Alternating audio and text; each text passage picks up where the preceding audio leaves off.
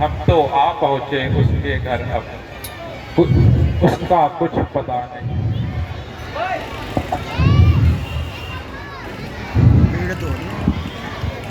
मेरे विचार से युद्ध से पूर्व हमें किसी योग्य दूत को लंका की ओर भेजना चाहिए, क्योंकि यही राजनीति कहती है।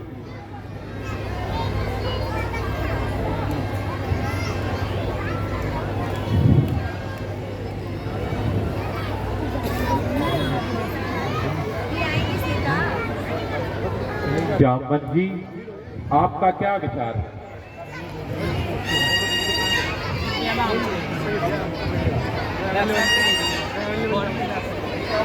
हेलो प्रभु, निसंदेह राजनीति का यही नियम है, किंतु रावण इन नियमों को कभी पालन नहीं करता।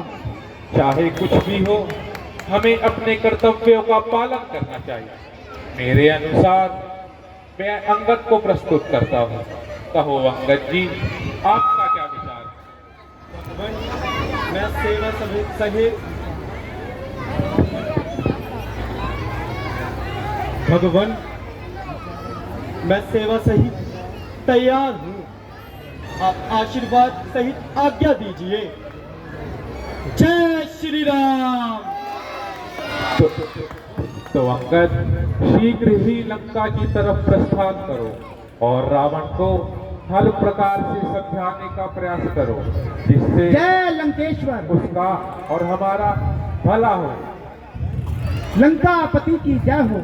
महाराज, किष्किंधा से एक दूत आया है और आपसे भेंट करना चाहता है। यदि आपकी आज्ञा हो तो क्या उसे ले आऊं? जाओ द्वारपाल, और उसे हमारे सामने लेकर।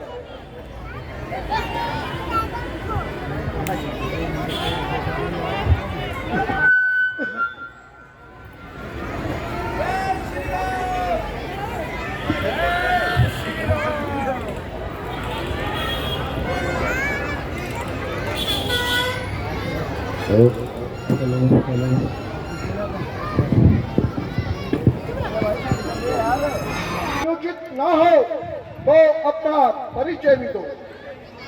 श्रीमान, मैं वानर राजपाली का पुत्र हूँ और अंगद मेरा नाम है।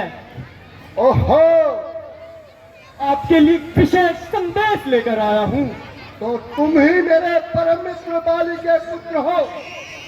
बहुत समय पश्चात तुम्हें देखा, इसलिए मैं तुम्हें पहचान न सका, किंतु तुमने यह नीच कार्य करने की कब से ठानी है?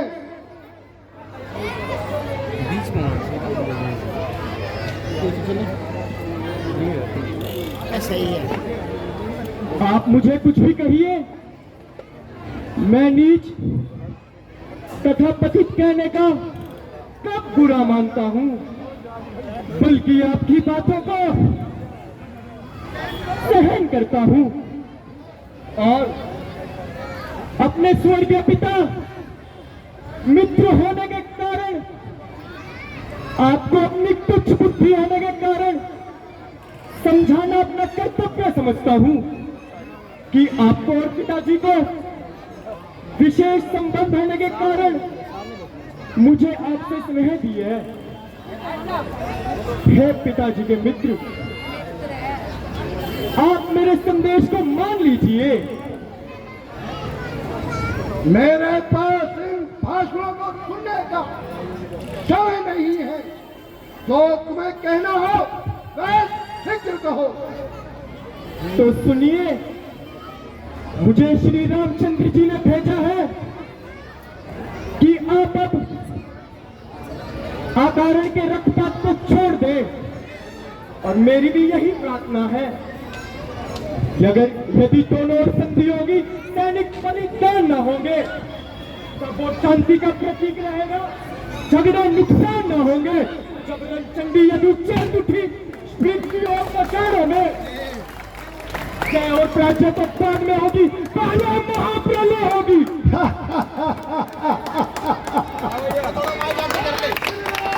इसलिए आप श्री रामचंद्र जी से क्षमा मांग लीजिए।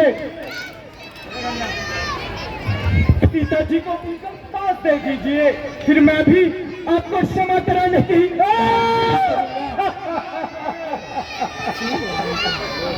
बस बस, तेरी जिभ्या को बंद कर।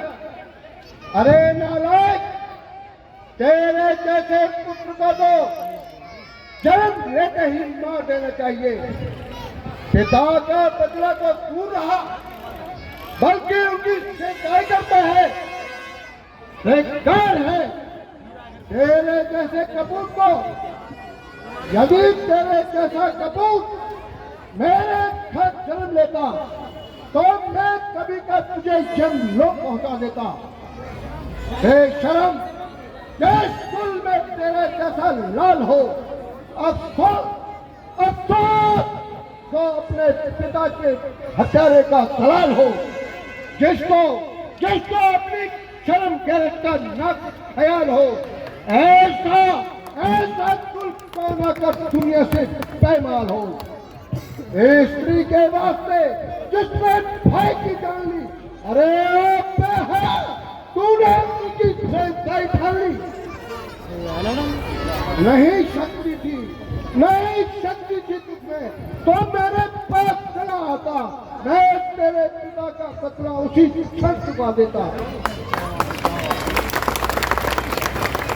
ये पीछे तुम फिक्र करना, मुझे बदला दिलाने की मैंने तरकीब सोची है अपनी जान बचाने की। सुबह को रोको जहील, ये तेरी क्या हिमाकत है मेरे से युद्ध करने की? भला उनकी क्या ताकत है? पढ़ाए हो कभी शायर, जब थे आप में मत अब तो आपकी अकल मानी गई, आकर इस बुढ़ापे में। सुबह को रोको जहील, ये क्या पक लगाई है? किसी पे अकल ने तुझे अकल भी सिखाई है? अकल होती तो फिर क्या होता, अकल का ही तो रोना था। बदौलत आपकी रावण खाक इस लंका का होना था। बस बस, आप ज्यादा ध्यान न चला।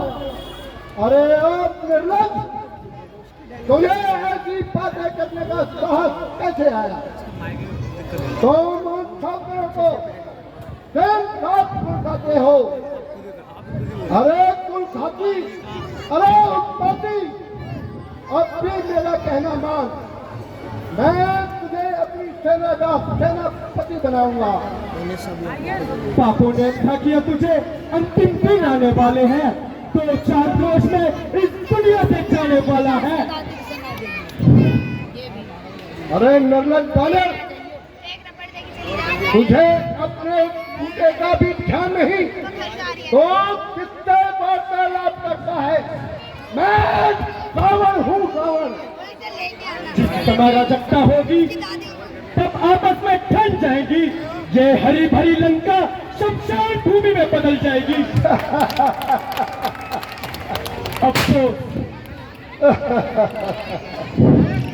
मैंने तुम्हें समझाने का बहुत प्रयास किया, किंतु तेरी समझ कुछ नहीं आया।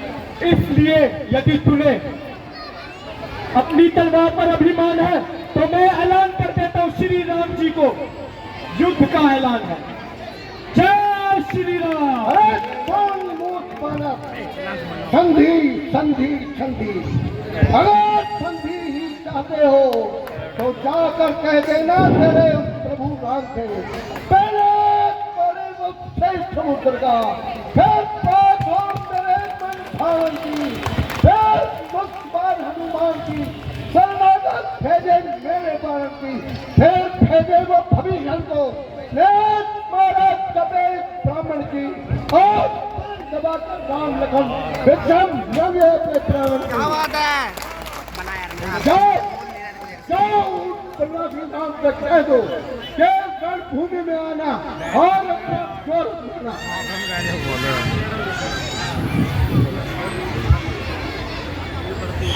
जय श्री राम।